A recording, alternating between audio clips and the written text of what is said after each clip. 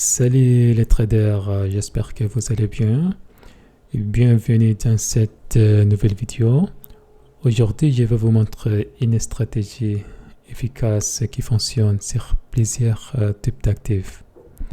Crypto, indices, forex, actions, futures, matières premières, etc., etc. Mais il y a 5 règles à respecter avec cette stratégie. Il faut absolument respecter ces 5 règles. La première règle, il faut respecter la configuration de chaque indicateur. La deuxième règle, il faut toujours trader dans le sens de la tendance. La troisième règle, vous pouvez trader avec cette stratégie sur des zones clés comme support et résistance, ou surtout pas des résistances obliques ou support oblique, non. Ça va pas fonctionner. Et la quatrième règle,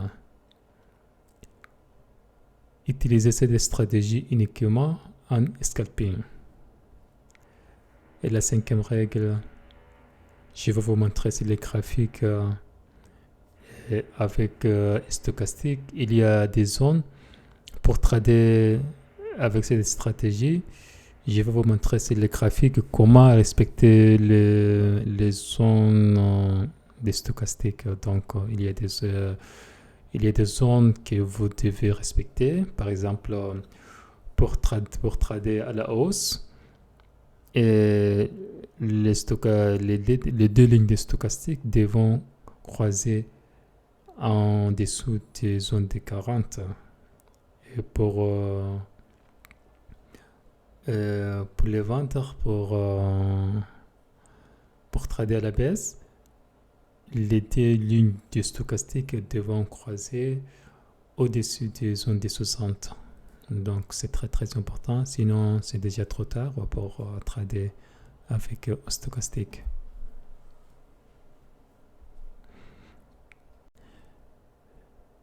Ici vous voyez, je vous ai mis deux flèches. Une flèche c'est la zone des 40 et l'autre c'est la zone des 60. Pour trader à la hausse, les deux lignes de stochastique devront croiser en dessous de la zone des 40. Et sinon, c'est déjà trop tard, il faut laisser filer. Pour trader à la baisse, pareil, les deux lignes devront croiser au-dessus de la zone 40. Sinon, c'est déjà trop tard. Je vais vous montrer un peu en détail après la configuration des indicateurs. Et maintenant, on commence par stochastique. Ici, on va régler 11, 7, 3. Ici, 11,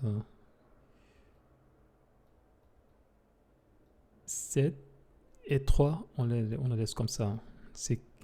On revient ici. Cette partie est très très très importante.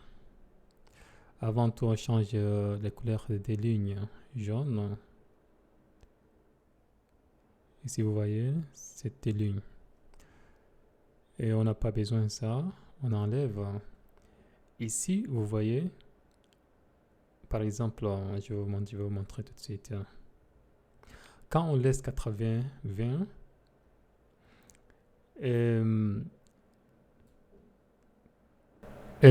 parfois on trouve les deux lignes de stochastique en dehors de ces des jaunes lignes. Donc, on doit les configurer pour que les stochastiques soient restés à l'intérieur de cette ligne. Pour cela, on revient ici Ça, on va faire 90, 10. Vous voyez, 90, 10. Et puis on les grandit un peu. Et maintenant, vous voyez, c'est très très clair. La plupart des temps, stochastique reste à l'intérieur de ces lignes. Et en plus, il nous donne des signaux très très clairs. Et voilà. Vous voyez. Ok, maintenant, on commence ici. MA. Ici, MA3. Ici, vous voyez, on laisse comme ça, MA3. On change les couleurs. On fait couleur bleue. Et même couleur que la ligne rapide des stochastiques.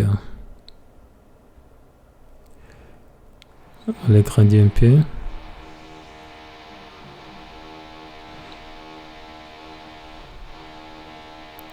Si il y a des travaux dehors, peut-être vous attendez des bruits. Alors, ici, on est grandi. Ici, MA5. Vous voyez. Et on change la couleur. On fait couleur rouge, même couleur que la ligne long des stochastiques. Vous voyez. Et maintenant, nos indicateurs sont déjà bien configurés. Ici, vous voyez, on est dans une tendance baissière. Là, on cherche uniquement à trader à la baisse. Quand on zoome ici, vous voyez.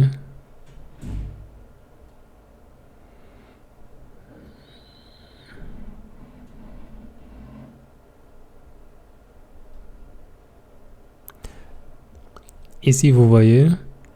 Les stochastiques, la ligne bleue des stochastiques a croisé, mais l'aimant bleu n'est pas croisé l'aimant rouge. Donc on attend jusqu'à les croisements des moyennes mobiles. Ici, la stochastique a croisé un peu en avance, mais comme l'aimant n'est pas croisé, on ne va pas prendre une position. On attend jusqu'à la configuration d'aimant. Et ici, vous voyez, on a une belle tendance baissière. Si par exemple, comme je vous avais dit tout à l'heure, si vous tradez dans le sens contraire, si vous ne tradez pas dans le sens de la tendance, ici, si vous avez pris une position ici, vous serez perdant parce que vous tradez contre la tendance. Ici, vous voyez la moyenne, la ligne bleue de stochastique a croisé en même temps. Vous voyez ici, l'aimant bleu a croisé l'aimant rouge.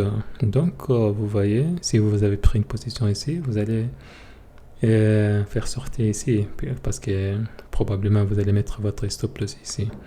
Et vous voyez, c'est pour ça que c'est très très très important de trader dans le sens de la tendance. Et voilà.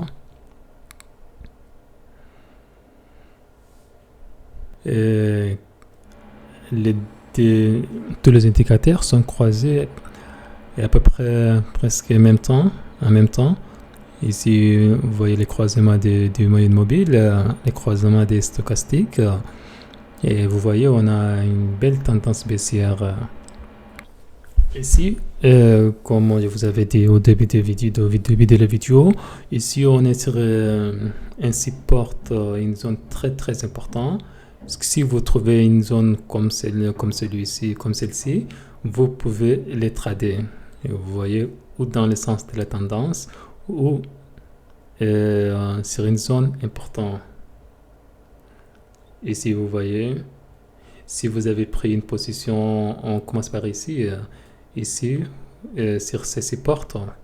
Si vous avez pris une position au croisement de ces indicateurs, vous voyez, après le croisement des indicateurs, les marchés a monté jusqu'à... le marché a directement monté. Et pareil sur ces parties, vous voyez. Ici, vous voyez, ici aussi, vous pouvez prendre une position. Parce qu'on est sur un support, vous voyez. On est sur un support. Donc, vous pouvez participer les retournements. Et vous voyez ici, premièrement, ici, la ligne bleue de stochastique a croisé, mais la moyenne mobile bleue n'est pas croisée. Et ici, plus tard, c'est ici que la moyenne mobile bleue a croisé. Et la moyenne mobile rouge, donc à partir de là. Et vous voyez, les marchés a monté. Ici, vous voyez chaque fois que vous voyez, il faut bien regarder ici, les croisements des moyennes mobiles se trouvent en dessous des zones des 40. Donc, c'est valide. Et voilà, j'espère que je vous ai bien expliqué. N'hésitez pas si vous avez des questions à me poser. Ciao, ciao, on se retrouve pour une prochaine vidéo.